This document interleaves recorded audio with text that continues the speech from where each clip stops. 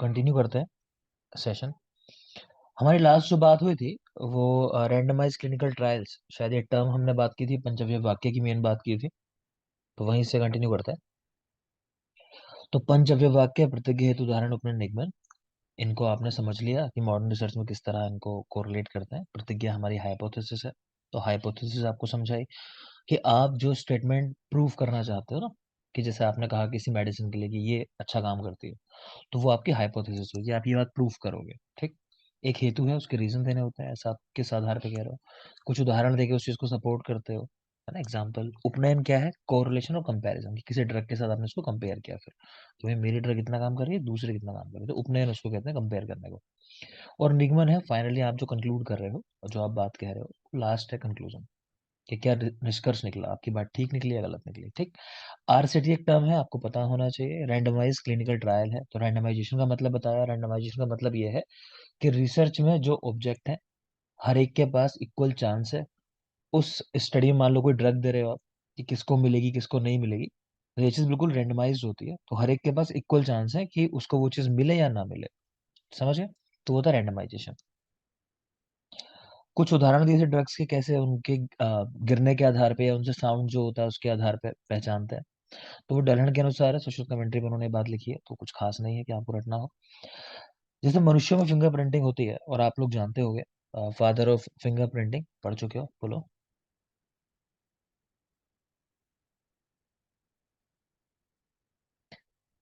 किसी को नहीं याद आ रहा, सब देखने को सर फ्रांसिस गेल्टन। ठीक है, तो वो है फादर ऑफ फिंगर प्रिंटिंग। ठीक। उसी तरह ड्रग्स की भी फिंगर प्रिंटिंग होती है, to confirm identity of drugs. Monographs हैं हर्बल ड्रग्स के, क्या होता है कि कोई ड्रग है, मान लो जैसे आपको कोई आज कहते हैं तुलसी, तो आपको पहचानने में समस्या आ सकती है किसी को। तो मोनोग्राफ्स के अंदर क्या होता है ना, कि एक एक पार्ट के फोटो स्पेसिफिक डाल देते हैं, कि भाई ये उसका सीड होता है, ऐसी पत्ती होती है, पत्ती का भी कोई पार्ट मान लो ज्यादा एनलार्ज करके कि उसमें किस तरह से शिराएं होती हैं। तो एक एक पार्ट को हाईलाइट करके मोनोग्राफ तैयार किए जाते हैं। तो एक ही पौधे के बहुत सारे फोटोज होते हैं, बहुत क्लियर कट, कि कोई भी देख के पहचान ले उसके बाद उस हिस्से को, कि हाँ ऐसा होता है। ठीक है। और बाकी इन्फॉर्मेशन भी होती है, मेनली फोटोज से उसको आइडेंटिफाई करना। तो monograph of herbal drugs prepared as per WHO guidelines by government of India in API, Ayurvedic pharmacopoeia है उसके अंदर। नेक्स्ट देखोगे, standards and quality parameters in API fixed by PLIM, की जो ड्रग्स हैं हमारे वो कैसी होंगी, तो उसका जो पैरामीटर है वो कौन डिसाइड करता है API के अंदर, तो PLIM, प्लिम करके एक संस्था है, ये है pharmacopoeia laboratory of Indian medicine. और दूसरा ministry of health and family welfare, government of India के अंडर काम करती हैं चीजें। तो देख लेना, अगेन कोई बहुत खास बात नहीं है, फुल फॉर्म पता नहीं चाहिए प्लिम की क्या है। This laboratory was established in 1970, 1970 में ये लेबोरेटरी एस्टैब्लिश हुई थी। It developed around 258 drug standards, तो लगभग 280 ड्रग्स का स्टैंडर्ड जो है इसमें, मतलब आगे किस तरह बनेंगी वो मेडिसिन, ये उसमें बताया जा चुका है, तो याद रखोगे। आगे देखिए, ये कोई खास बातें नहीं थी, नेक्स्ट चलते हैं टॉक्सिसिटी। अगेन यहाँ भी एक दो पॉइंट है, आपके काम का है, ज्यादा सारा कुछ आपको नहीं रटना है। तो टॉक्सिसिटी करते क्यों है और कितने तरह की स्टडीज होती है, देखो मोटा मोटा अगर बात करें तो कुछ होती है एक्यूट टॉक्सिसिटी देखने के लिए, कि तुरंत ही अभी हाल फिलहाल में किसी को पॉइजन मिला है ना, या कोई ऐसी मेडिसिन खा ली है जिसका पॉइजनस इफेक्ट है। और दूसरा लॉन्ग टर्म में कोई चीज हुई, जैसे क्रोनिक जिसको हम बोल देते हैं। एक उदाहरण से अगर मैं बात करूं, आप जानते हो कि जैसे साइनाइड है, उसमें आप क्रोनिक पॉइजनिंग की बात नहीं करोगे, है ना, क्योंकि हमने देखा कि खाते के साथ ही डेथ हो जाती है, तो ऐसा तो हो नहीं सकता कि सालों से खाता आ रहा हूं मैं तो साइनाइड। ठीक। लेकिन एक उदाहरण भी आपको बताया था क्रोनिक पॉइजनिंग का, किसकी पॉइजनिंग का ये लक्षण है, बालों का कलर गोल्डन हो जाना, आर्सेनिक। आर्सेनिक। ठीक है ना। हाँ, तो बेटा वो थी क्रोनिक पॉइजनिंग जो हो रही है। तो स्टडीज की जाती हैं ड्रग्स के ऊपर, कि भाई ये ड्रग अगर शॉर्ट टाइम में दी जाए तो क्या हो सकता है इसका साइड इफेक्ट, या ये ड्रग लंबे समय तक दे तब क्या साइड इफेक्ट दिखाई देंगे। तो जो शॉर्ट टर्म की स्टडी है, जनरली आपको अगर कहा जाए कभी, तो उसको हम लोग 7 डेज स्टैंडर्ड जो है मान के चलते हैं, लेकिन यहाँ पे जो है वो लगभग 2 वीक्स का टाइम है, तो 2 हफ्ते आप पकड़ लेना, 14 डेज का टाइम है एक्यूट टॉक्सिसिटी का, और इसके ज्यादा टाइम है क्रोनिक टॉक्सिसिटी का, सिंपल रखो, है ना। ज्यादा वो करोगे डिवीजन तो फिर सब क्रोनिक आ जाएगी, तो उसमें फिर दिक्कत आएंगे। तो सिंपल आपको करना है, अप टू 14 डेज की जो टॉक्सिसिटी है उसको हम मानेंगे एक्यूट, इससे ज्यादा की है तो वो क्रोनिक टॉक्सिसिटी की स्टडीज है। क्लियर। कैसे चेक करते हैं, देख लो क्यों करते हैं। तो acute toxicity to know median lethal dose, इसको बोला जाता है LD50 after single dose, maximum tolerated dose MTD, and no observable effect level NOEL, and target organ for toxicity. समझा दे रहा हूं मैं इसको तो बेहतर समझ में आएगा, रटने की चीजें नहीं है ना, आपसे पूछा नहीं जाएगा एग्जाम में, लेकिन थोड़ा सा मैं आपको बता देता हूँ। जैसे ये है मीडियन लीथल डोज, ये जरूरी है। LD50 लीथल डोज 50, इसका मतलब है, इसका मतलब क्या है कि आपने कोई ड्रग दी, सपोज करो आप स्टडी कर रहे हो और चार आपने माउस लिए, उनके ऊपर स्टडी कर रहे हो, ठीक है, तो उनमें से कम 50% की डेथ हो जाए, उस डोज पे कम 50% जो है वो स्पीसीज हमारे पास जो भी है उनकी डेथ हो जाए, ठीक है, तो उसको बोला जाता है median lethal dose 50, MD50। Clear? और जाहिर सी बात है जितना कम होगी तो उतना ही में टॉक्सिसिटी ज्यादा है, कि कम से कम डोज पे वो इफेक्ट आ जा रहा है कि 50% हमारे जो एनिमल्स हैं उनकी डेथ हो जा रही है। बात समझ में आ रही है? तो एक तो मीडियन लीथल डोज, ये आप याद रखोगे, वो भी कब, सिंगल डोज के बाद, सिंगल डोज ही दे रहे हो, रिपीटेटिव नहीं दे रहे हो, वो क्रोनिक में करते हैं स्टडीज उस तरह की। दूसरा मैक्सिमम टॉलरेटेड डोज, तो जैसे हम लोग PCM के बारे में बात कर लेते हैं कि लोगों ने 17-18 टैबलेट भी ले ली तो कुछ नहीं हुआ, हम लोग संशमनी वटी की बात करते हैं कि लोग एक दिन में 24-24, 30-30 गोलियां खा लेते हैं, तभी कोई साइड इफेक्ट नहीं दिखाई देता है, ठीक है। तो वही क्या चीज होती है, मैक्सिमम टॉलरेटेड डोज, तो वो भी निकाला जाता है लेवल कि कहाँ जाके टॉक्सिसिटी दिखाई देने लगेगी। चलो नेक्स्ट देख पा रहे हो, no observable effect level NOEL। तो कई बार लोग आपने सुने होंगे कि आपने उनको खाने को पाउडर दिया कि चलो ये पाउडर खा लो आप, फायदा करेगा, तो आपने कहा तो उसे 1 चम्मच खाने को, अब वो कितना खा रहा है, वो कह रहा है मैं 2 चुटकी ले लेता हूँ सर, मैं ले तो तब से रहा हूँ जब से आपने दी है, 1 साल से खा रहा हूँ, कोई फायदा नहीं दिखाई दिया, 2 चुटकी सुबह खा लेता हूँ, 2 चुटकी शाम पानी में डाल दो, तो कोई इफेक्ट नहीं आने वाला। तो नो ऑब्जर्वेबल इफेक्ट लेवल की कितनी डोज है कि जहां पे आके बॉडी में जो ब्लड में कंसंट्रेशन पहुंचा, उसके बाद कोई इफेक्ट नहीं मिलता, लेकिन ठीक है। नेक्स्ट है टारगेट ऑर्गन टॉक्सिसिटी। तो ज्यादातर केसेस में तो हम जानते हैं, अगर ह्यूमन की हम बात करें तो जो हमारे हिस्से हैं जिनमें टॉक्सिसिटी दिखाई देती है, तो वो हमारी किडनी होती है, लीवर होता है, ठीक है, मेनली तो इन हिस्सों पे दिखाई देती है, लेकिन कई बार कोई ड्रग्स होती हैं उनका स्पेसिफिक किसी ऑर्गन पे होता है कि ब्रेन पे है या स्पेसिफिक कोई सेल्स हैं, तो क्लियर। तो वो स्टडीज की जाती हैं, जैसे एनिमल की डेथ हो जाती है उसको हम सेक्रीफाइस करना बोलते हैं। ये समझ लो आप, सेक्रीफाइस कोई पूछ लेता है कभी कि सेक्रीफाइस करना क्या होता है, कि अक्सर स्टडीज के बाद जरूरी हो जाता है कई बार कि एनिमल को ना मारना भी पड़ता है। आपने स्टडी कर ली, अब उसके टिश्यूज की आपको स्टडी करनी है, लीवर की स्टडी करनी है, तो अक्सर इस तरह की चीजें पहले होती थी, लेकिन अभी हमने पीछे पढ़ा है कि आजकल क्या कर रहे हैं, मॉडल्स के ऊपर आ गए हम लोग, ठीक है। आगे देखिए, तो ड्यूरेशन जो है इसकी लगभग 2 हफ्ते है, अब बाकी चीजें आपके ज्यादा काम की नहीं है, बस देख लेना। तो रिक्वायरमेंट कह रहे हैं कम से कम 2 स्पीसीज लेनी चाहिए अलग अलग, जैसे रोडेंट्स लेने तो 5, नॉन रोडेंट्स 2, इसमें जैसे 2 चीज ले ली, रोडेंट्स नॉन रोडेंट्स, कोई काम की बात नहीं, सब एक्यूट टॉक्सिसिटी। तो वही कह रहे हैं 14 डेज की स्टडी है, इसमें रिपीटेड डोज होती है, बस ये ध्यान रखना आपको कि एक्यूट स्टडीज के अंदर सिंगल डोज है, ये बात ध्यान रखोगे। और बाकी जो है मतलब क्रॉनिक हो, सब एक्यूट हो, उनमें रिपीटेड डोज दी जाती है, इतना ही बस। और देख लोगे, सब क्रॉनिक टॉक्सिसिटी 90 डेज और 2 to 6 months और up to 10% of species life span, कोई खास खास बात नहीं, 2 स्पीसीज रिक्वायर्ड एटलीस्ट 3 डोजेस, ये देख लो, कम से कम 3 डोज, ये बात याद रखना। क्रोनिक स्टडीज के अंदर यहाँ कम से कम 3 डोज है, वहां तो सिंगल डोज ही थी एक्यूट के अंदर, यहाँ कम से कम 3 डोज है। कह रहे हैं कौन सी 3 डोज, एक कह रहे हैं जिसपे कोई इफेक्ट नहीं मिलता, एक डोज होगी वो, एक डोज होगी इन बिटवीन, किसके इन बिटवीन, कि एक जहां पे कोई इफेक्ट नहीं मिल रहा था, एक जहां पे टॉक्सिसिटी मिलने लगी थी, 3 डोज हो गई हमारी, एक में नो इफेक्ट, एक इतनी ज्यादा कि आपको पता है टॉक्सिसिटी मिलती है, ठीक, लेकिन ये भी ध्यान रखना है कि टॉक्सिसिटी मिल तो रही हो, लेकिन वो इतनी टॉक्सिसिटी ना हो कि सारे एनिमल जो है सबकी डेथ हो गई, कह रहे 10% से ज्यादा की डेथ नहीं होनी चाहिए, तो उतनी ही डोज देनी है, ठीक है। और एक देनी है इनके बीच की, मतलब कहीं कि हाँ भाई ये हमारी ड्रग की डोज है, तो उसको डिसाइड करने के लिए।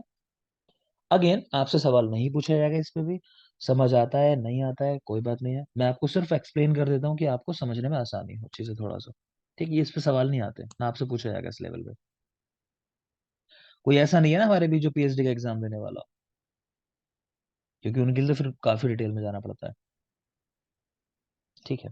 देखो आगे, क्रोनिक टॉक्सिसिटी, तो duration 6 to 24 months for rodents, 12 months और 10% life span for non rodent, एक ये वर्ड चाहो तो याद कर सकते हो, कि 10% ऑफ लाइफ स्पैन, कि किसी की लाइफ कितनी है, जैसे ह्यूमन की हमारी 100 ईयर्स है, तो कह रहे हैं कम से कम फिर स्टडीज हो अगर तो 10 साल तक तो होनी चाहिए, मतलब ये है कहने का। ठीक, अगेन वही 2 species required, rodent 10 male 10 female, non rodent में 3 मेल 3 फीमेल लेनी चाहिए, नहीं काम की बात है। नेक्स्ट चलते हैं,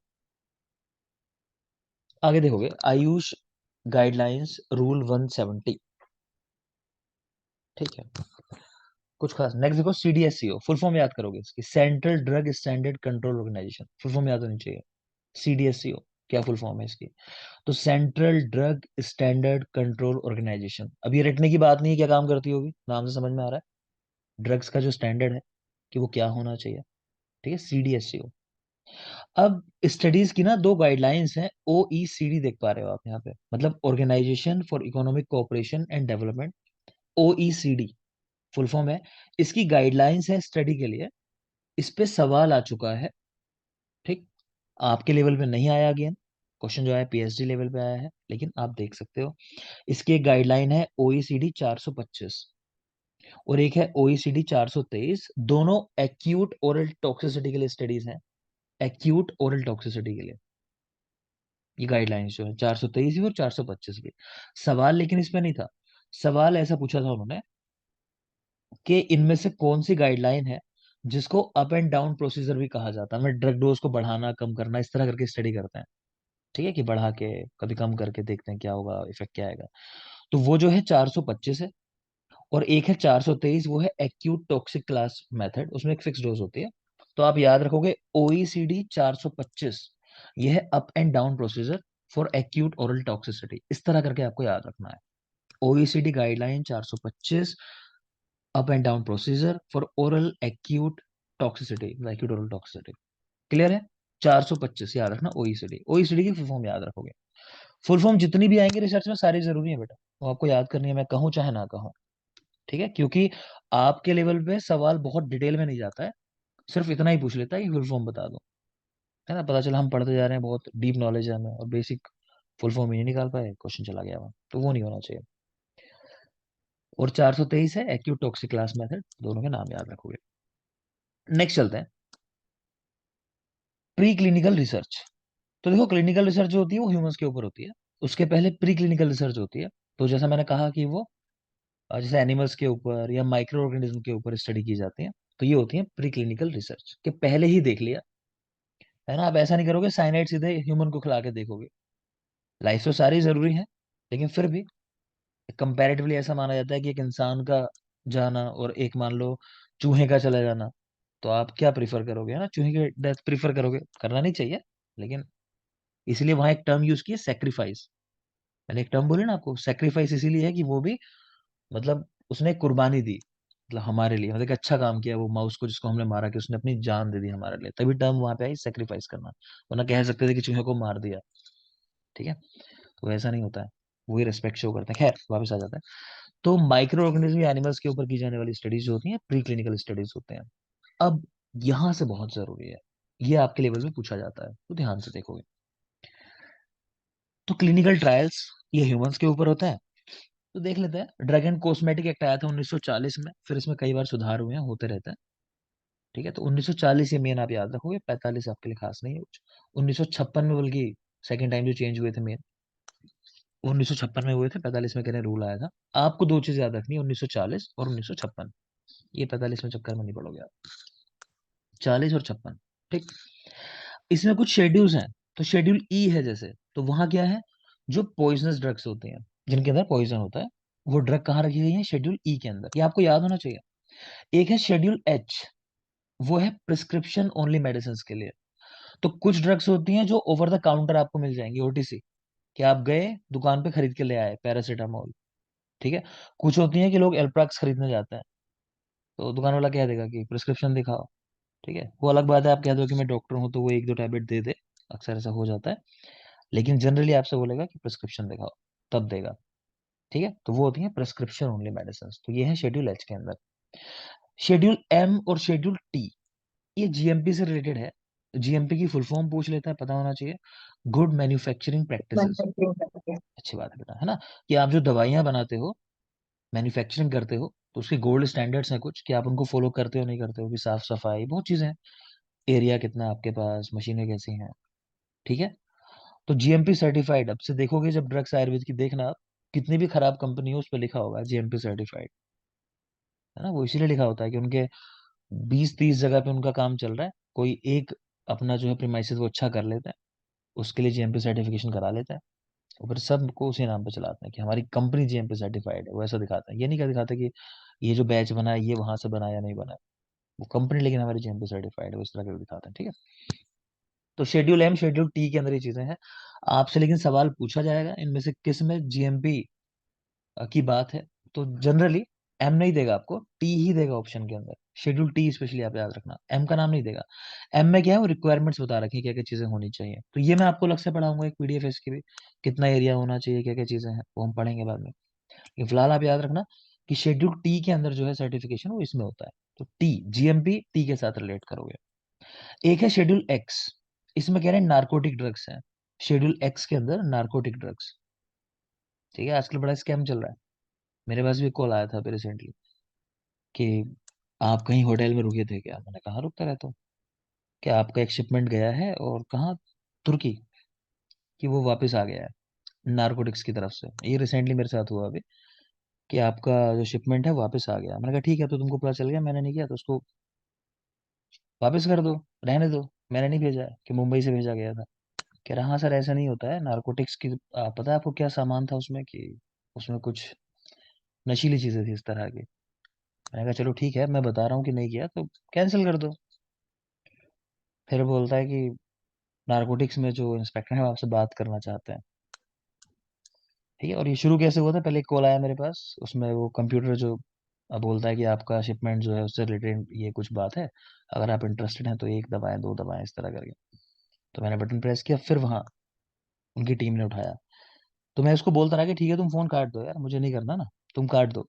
फोन नहीं काट रहा था वो, लगातार बोलता रहा हम सर काट नहीं सकते, हमारी गाइडलाइंस है, हम फोन नहीं कट कर सकते, आप ही कट कर दो, अगर आप नहीं इंटरेस्टेड, आपको लग रहा है झूठी बात है, आप कट कर दो। तो इतना कॉन्फिडेंस में ले रहे थे। फिर मैंने कुछ ऐसा कहा उसे, मैंने गुस्सा दिलाया काफी, मतलब एक दो बातें ऐसी कही थोड़ा सा, फिर वो गालियां देने लगा मुझे। तो मैं हंसने लगा, वो और गालियां देने लगा।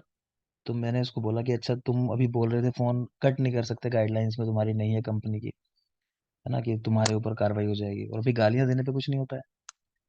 मैं इसलिए कर रहा था देखने के लिए सच बोल रहा है गलत। और अभी कल मुझे पता चला कि कल ही किसी के साथ यहाँ पे ही गाजियाबाद में घटना हुई है, कुछ 18-20 लाख रुपए किसी लेडी के, उन्होंने ऑनलाइन ओटीपी वगैरह वो सब करके और रिश्वत के रूप में मांग के उससे इस तरह की घटना हुई, ठीक। तो मैं इसलिए बता रहा हूँ, आपके पास कोई कॉल वगैरह इस तरह क्या है आजकल चल रहा है, ठीक है। चलो वापस आ जाता है। तो खैर इसके नाम पे इस तरह करके धोखेबाजी चल रही है आजकल नारकोटिक्स के नाम पे ही। तो शेड्यूल एक्स है, नारकोटिक ड्रग्स से रिलेटेड है।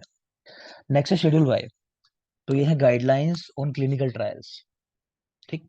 अब ये चीज बहुत जरूरी है, ये शेड्यूल जरूरी नहीं है हमारे लिए, हमारे लिए जरूरी है शेड्यूल में चीजें क्या है। तो अब देखोगे आप, ये बहुत जरूरी पार्ट है अगला जो लिखा हुआ है, ये आपके लेवल पे बिल्कुल रटा हुआ होना चाहिए, देखो एक एक बात रटी होनी चाहिए। देखते हैं। तो कोई भी क्लिनिकल ट्रायल होता है तो उसकी स्टेजेस हैं, 4 स्टेज। देखो सवाल आपसे क्या पूछा जाता है, आपसे सवाल पूछा जाता है कि ड्रग जो है मार्केट में वो किस स्टेज के बाद आती है, या कब आ जाती है ड्रग मार्केट के अंदर। तो ये जो फेज 3 है, फेज 3 के बाद ड्रग मार्केट में आ जाती है, ठीक। कुछ अपवाद होते हैं, जैसे पीछे कोविड हुआ था, तो इमरजेंसी के टाइम में गाइडलाइंस बदल जाती हैं, रूल्स रेगुलेशन थोड़ा गवर्नमेंट अपने हिसाब से डिसाइड करती है क्या प्रायोरिटी है इस समय, लेकिन जनरल ये गाइडलाइंस है, ठीक। तो देख लेते हैं चलो। तो प्री क्लिनिकल स्टडी हो गई पहले, एनिमल के ऊपर, माइक्रो ऑर्गेनिज्म के ऊपर, उसके बाद आगे ह्यूमन स्टडीज यानी क्लिनिकल ट्रायल होने लगे। तो फेज 1 के अंदर बहुत कम लोगों पे करते हैं, कि सपोज करो कोई साइड इफेक्ट आ जाए, है ना, तो 20 से 80 लोग हैं, लोगों का नंबर आपको याद होना चाहिए, इस पे भी सवाल आता है। तो 20 से 80 लोगों पे स्टडी की जा रही है, क्या देखने के लिए मेनली, कि सेफ डोज कितनी है और कोई साइड इफेक्ट तो नहीं है। जैसे एक ड्रग का साइड इफेक्ट मैं आपसे बात कर चुका हूँ शायद, थैलिडोमाइड। सर वो जो ब्रेन को वो छोटा कर देता है, हाइड्रो।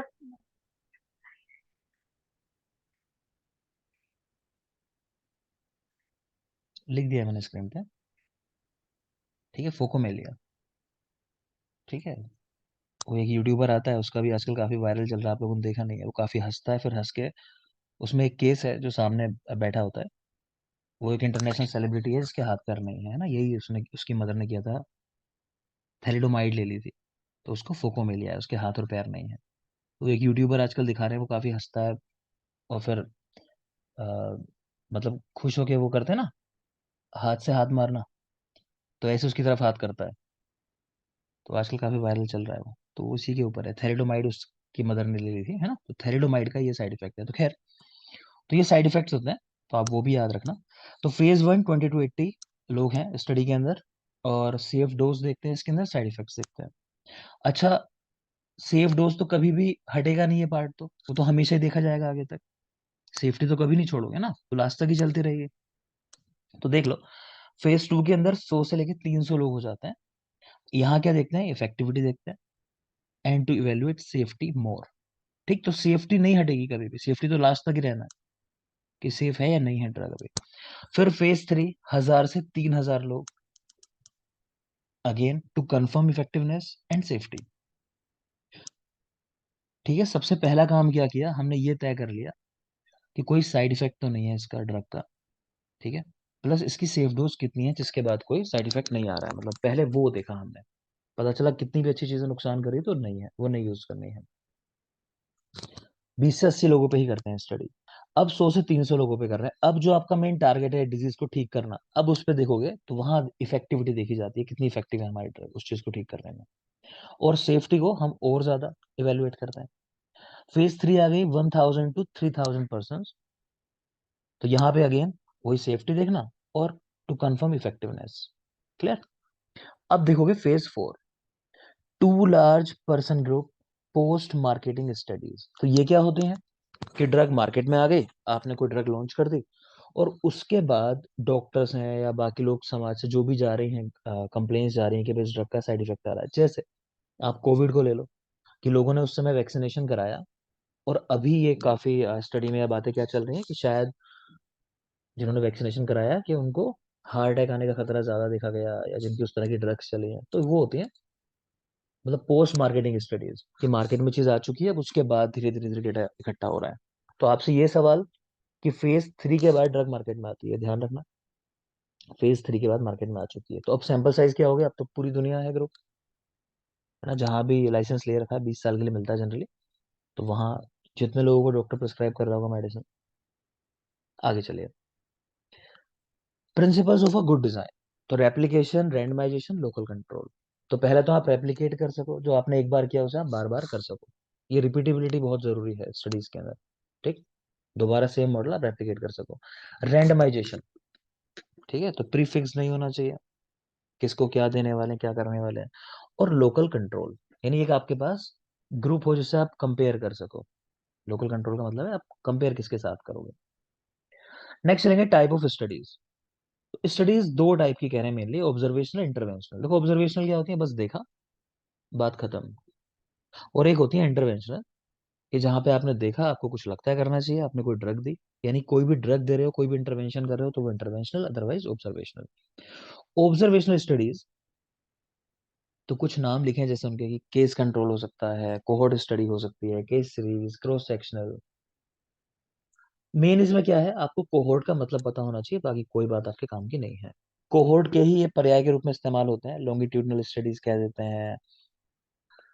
ठीक है, ये जो लिखी है लॉन्गिट्यूडनल स्टडीज, इसी के पर्याय के रूप में इस्तेमाल होती है। सवाल क्या था वो समझ लो। देखो फर्स्ट, कि कोहोर्ट स्टडी किस तरह की स्टडी होती है, तो ऑब्जर्वेशनल स्टडी होती है। एक बात, इसमें मेनली देखा क्या जाता है, तो इसमें देखा जाता है एसोसिएशन मेनली। क्या एसोसिएशन, कि कुछ चीजें हो रही हैं, और उनका ये आउटकम है। मान लो किसी ने आपको बताया, जैसे किसी ने आपसे कहा कि भाई इंडिया में आजकल जो लंग कैंसर के केसेस मिल रहे हैं, या मान लो कि जो पेशेंट मिल रहे हैं इतना सीओपीडी के, उसका कारण है कि स्मोकिंग हैबिट्स। किसी ने मान लो ऐसा कह दिया, तो ये बात सुन लिया आपने, समझ लिया।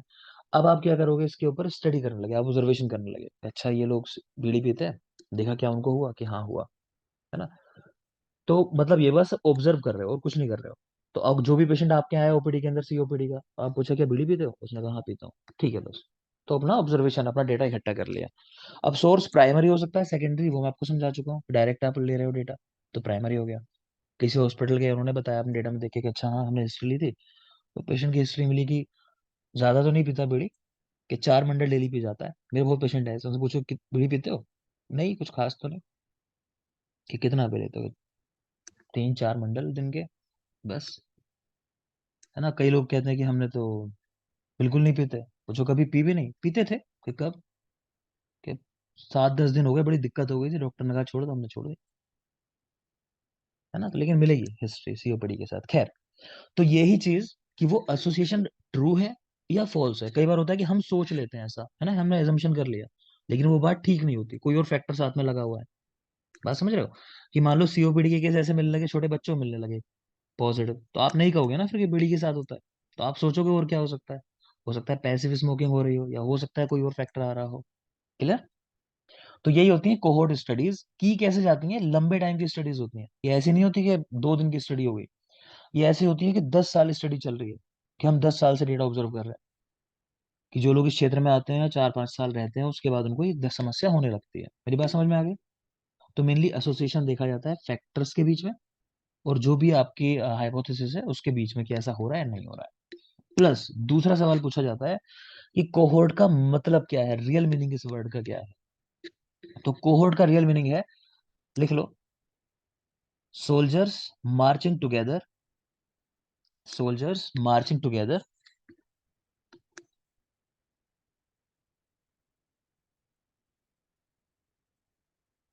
ठीक है, तो मेनली इसका मतलब ये होता है कि कोहोर्ट, समझ गया ना, कि जैसे सैनिक चलते हैं, वो कैसे चलते हैं, एक साथ, एक डायरेक्शन में।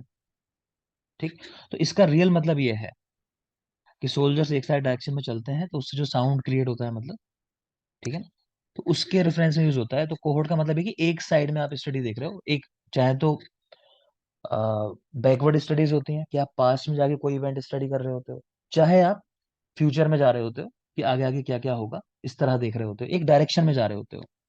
और कई बार बहुत सारे फैक्टर्स एक साथ स्टडी कर रहे होते हो। जनरली बहुत सारे फैक्टर होते हैं जिनको एक साथ स्टडी करते हो। ठीक है, तो उसी पे टर्म बनी है कोहोर्ट। क्लियर? तो ये टर्म याद रखना, सोल्जर्स मार्चिंग टुगेदर, बस इतना। देख लेते हैं, एक दो शब्द आए हैं क्या मतलब है। तो case control, cohort, case series, cross sectional studies होती हैं, कहना single time study to know prevalence. ठीक है, कोई खास नहीं।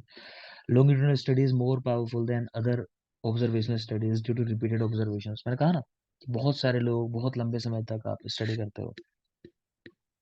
Correlational research study involves repeated observations over variable long period of time. कोई खास नहीं, नेक्स्ट चलते हैं।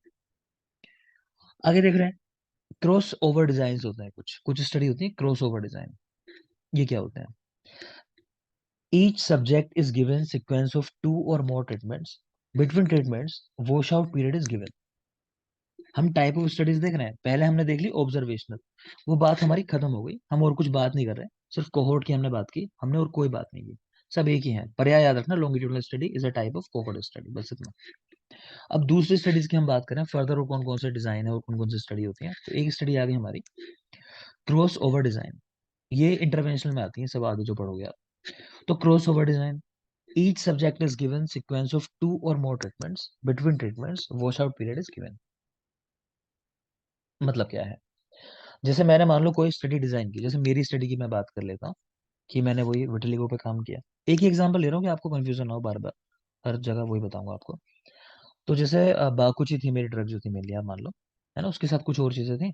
हम क्या करते थे, मतलब मैं क्या करता था कि पहले शुद्धि कराते थे, कोष शुद्धि कराना। ठीक है, तो उसको एरेंट ब्रश खरीद के उसके साथ कराता था मैं। तो पहले आपने एक चीज कराई, ठीक है, मतलब आपने क्या कराया, कोश शुद्धि करा दी। उसके बाद आप वो ड्रग दे रहे हो, दूसरी ड्रग जो है। ठीक, एक और तरीका होता है, चलो मेरी ड्रग में तो थोड़ा सा कंफ्यूजन होगा, इसको ऐसा मत समझो, दूसरी बात कर लेते हैं, दूसरे तरीके से बात कर लेते हैं। ऐसा मान लो आप, किसी ने कहा आपको कि कोई कार्डियक कंडीशन है, एक ने कहा कि भाई लहसुन बड़ा अच्छा होता है इसके अंदर, एक ने कहा कि अर्जुन बड़ा अच्छा होता है, इसको ऐसे लेते हैं तो ज्यादा आसान पड़ेगा। तो आपने क्या किया, पहले अर्जुन दिया उसको। ठीक, मान लो 1 महीना अर्जुन खिलाया आपने उसको। आपने उसके बाद देखा कि अच्छा बीपी कितना रहा, क्या पेशेंट का इजेक्शन फ्रैक्शन बढ़ा नहीं बढ़ा, या जो भी आपको लगते हैं पैरामीटर्स, उनको आपने चेक कर लिया। ठीक है। अब आपने एक वॉश आउट पीरियड दिया। मेरी स्टडी में मेरे 7 दिन का वॉश आउट पीरियड था कि पेशेंट कोई ट्रीटमेंट चल रहा है उसका, मैंने कहा छोड़ दो 7 दिन के लिए, फिर मेरी ड्रग शुरू कर रहा है, तो कायदे वो क्रॉस ओवर डिजाइन हो गया वो भी, तो उसी के लिए कुछ और ट्रीटमेंट चल रहा था उसका। फिर उसके बाद आपने उस वॉश आउट पीरियड के बाद 7, 10, 15 दिन के बाद जो दूसरी ड्रग है आपकी यानी लहसुन, मान लो उसको दिया, फिर आपने दोबारा चेक किया क्या इफेक्ट रहा। तो इस तरह की स्टडीज कहलाती हैं क्रॉस ओवर डिजाइन।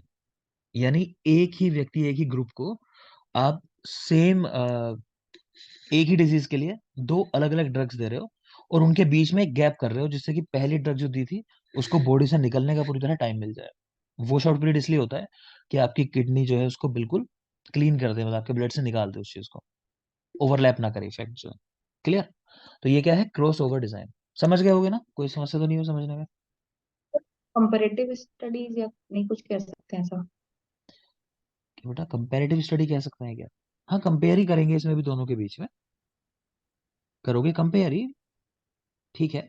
लेकिन उस तरह मत करो, क्योंकि नाम के साथ याद करना पड़ेगा ना क्या कर रहे हो स्टडी डिजाइन के आधार पे। तो एक क्रॉस ओवर डिजाइन कहलाता है, नाम से समझ में आ रहा हो, क्रॉस ओवर नहीं, एक दी उसके ऊपर दूसरी चीज आपने दे दी, फिर है ना क्रॉस ओवर डिजाइन। नेक्स्ट है कोहोर्ट स्टडीज, हम देख ही चुके हैं, observing a factor association with outcomes. ठीक है। नेक्स्ट देखो factorial design, two or more treatments evaluated together, example snehan and swedan. ठीक है। तो इसमें क्या होता है कि ट्रीटमेंट अकेला नहीं होता है। ठीक है, ट्रीटमेंट जो है वो अकेला नहीं होगा। आप ऐसा कहोगे कि भाई इस पेशेंट को हम स्नेहन स्वेदन कराएंगे, उसके बाद देखेंगे क्या रिजल्ट निकलता है। तो एक ड्रग नहीं है, ड्रग दो हो गई, मतलब स्नेहन भी हो गया स्वेदन भी हो गया। तो ये है factorial design, two or more treatments evaluated together. ठीक। आगे देखो, सिंगल केस डिजाइन की, एक पेशेंट पकड़ा बस उसको ट्रीटमेंट दिया, जो भी दिया, कोई काम की बात नहीं। नेक्स्ट चलेंगे आप। ये रिसर्च के लिए बहुत अच्छा माना जाता है सिंगल केस डिजाइन, है ना, इसको आप बिल्कुल आराम से एक ही पेशेंट पे फोकस करते हुए भी। लेकिन यहाँ हम नहीं सवाल करेंगे इस पर। नेक्स्ट एक ब्लैक बॉक्स डिजाइन, तो monitor outcome not individual process. जैसे अगर आप कोई डायबिटिक पेशेंट को ट्रीट कर रहे हो मान लो, है ना, तो आप कहने लगो मैं गुड़मार घनवटी खिला रहा हूँ, मैं देखूंगा क्या इफेक्ट आएगा, तो कहने नहीं ऐसा नहीं करना। टोटल ट्रीटमेंट जो है आपका, क्या ट्रीटमेंट हो गया कि आपने मान लो खाने में चेंज कर दिए उसके, है ना, लाइफ स्टाइल मॉडिफिकेशन कर दिया, प्लस मान लो आप रेचन करा रहे हो त्रिफला के साथ डेली, त्रिफला का अपना इफेक्ट है। तो जो सारी चीजें आप कर रहे हो ओवरऑल, तो उसका क्या इफेक्ट निकलता है, वो कहलाता है ब्लैक बॉक्स डिजाइन। तो आपसे पूछा जाएगा किस तरह के सिस्टम्स, मतलब कहाँ यूज होता है ब्लैक बॉक्स डिजाइन। तो इस तरह के जो सिस्टम है जो बाकी चीजें भी साथ में यूज करते हैं, है ना, जैसे आयुर्वेदा बेस्ट एग्जांपल है कि सिंगल ड्रग पे हम बहुत कम रिलाई करते हैं। हमारा ये है कि भाई सारी चीजें मिलके कैसे काम करेंगे, क्योंकि हम आयुर्वेद के हैं तो हमारे लिए ज्यादा जरूरी हो जाता है ब्लैक बॉक्स डिजाइन, तो याद रखोगे। नेक्स्ट है एथनोग्राफिक स्टडीज। आपने अक्सर कहानी सुनी होगी छोटे में कि एक राज्य था, वहां पे कुछ लोगों को गंदा पानी मिलता था, एक राजा था, वो खूब अच्छा पानी पीता था, राज्य के लोगों का ख्याल नहीं रखता था, लेकिन राज्य में कोई बीमार नहीं पड़ता था, राजा बीमार हो गया। तो पूछा गया कि भाई ये लोग कैसे, ये तो गरीब हैं, ये कैसे ठीक है। तो देखा गया वो बड़ा अच्छा खाते पीते हैं, पानी भले ही गंदा पीते हैं, उनका खाना पीना बहुत अच्छा है, लेकिन प्रकृति के करीब रहते हैं, बढ़िया हेल्दी खाना खाते हैं, मतलब समझ रहे हो ना।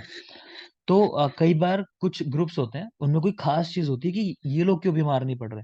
जैसे कोरोना की बात आई, तो या फिर आप कह लो कि जब सुनामी आई जैसे, है ना, आपने स्टोरी देखी सेंटिनल्स, बार बार बात चलती है इंडिया में जब सेंटिनल्स की बात होती है, ट्राइब है एक, तो कि जब सुनामी आई, इनको पता चल गया था कि सुनामी आने वाली है, तो ये लोग छोड़ के चले गए थे अपनी जगह को। इन क्या खास था इनके पास, इनको पता चल गया। या फिर इनको क्यों नहीं हुआ कोरोना, तो देखा गया इसलिए नहीं हुआ कि इनका लोगों से संपर्क ही नहीं था दूसरे लोगों से। ठीक है। तो कई बार एथनोग्राफी में मतलब हमारी हम जिस तरह रहते हैं, तो उसमें कुछ ऐसा खास फैक्टर होता है कि जिसकी वजह से हम बीमार नहीं पड़ते, कोई चीज नहीं होती हमारे साथ। ठीक है। सेंटिनल्स जो है, अगर इनको छोटी सी बीमारी हो जाए ना, जैसे टाइफाइड वगैरह भी कहते हैं, इससे डेथ हो जाती है, क्योंकि इनका जो जीन है बिल्कुल प्योर है, वही पुराना वाला। हम ह्यूमंस जो है बहुत कुछ सह चुके हैं समय के साथ, हमको नहीं होता, इनको हो जाएगा, तो वो इनकी गलत बात है कि ऐसा हो जाता है इनके साथ। ठीक है ना। तो ये एथनोग्राफिक स्टडीज होती है। तो ये क्वालिटेटिव रिसर्च है to know culture of people. ठीक है, उनके कल्चर में ऐसा क्या है, वो क्वालिटी देखना कि क्या खास ऐसा करने की इनको इफेक्ट नहीं कर रही है चीज। क्लियर है। एक ब्रेक लो जरा, टाइम ब्रेक का वो मैं देख रहा हूँ, सेशन बंद होने वाला है।